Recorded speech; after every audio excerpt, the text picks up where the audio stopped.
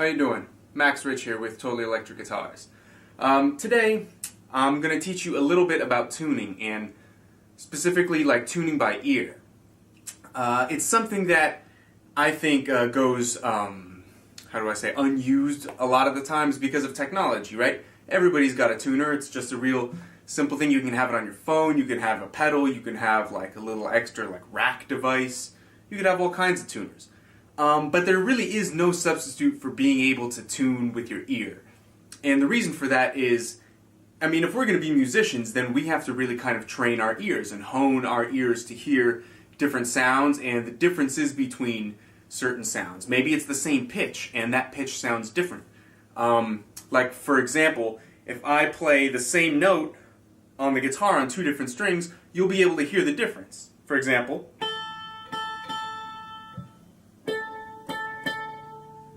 it's the same note, but they sound different. And so the ability to distinguish between sounds that are otherwise very similar, that's kind of a key essential part of being a guitar player, especially later on when you want to start learning songs by ear or start improvising. You have to be able to hear things very well. And for me, that all goes back to tuning and being able to tune by ear. Now, what that means is it means you need to have two things. One, you need to have a reference pitch. You can't just tune into thin air unless you have what's called perfect pitch, which I don't know what the percentage is, but it's a very small, maybe like 1% of the population or something has perfect pitch. So chances are you don't have it. I don't have it. A lot of people don't. But if you don't, you need like a reference pitch, you know? And a lot of the times you can get that from, let's say, like a tuning fork or a metronome. Metronomes very often have like a reference pitch to start. And once you have your reference pitch, you can tune whichever one of your strings you want to that reference pitch, and then you tune the rest of your strings to that one string.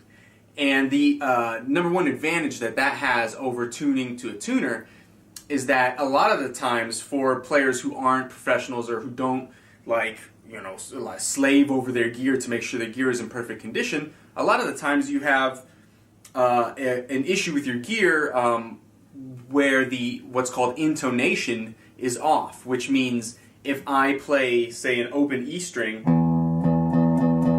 and I get that perfectly in tune with my tuner, and then I play like the same string but on the 10th fret and I check my tuner, chances are on a lot of guitar players' guitars, that's going to be not in tune. And the reason for that is the intonation, like I said, is off on the guitar.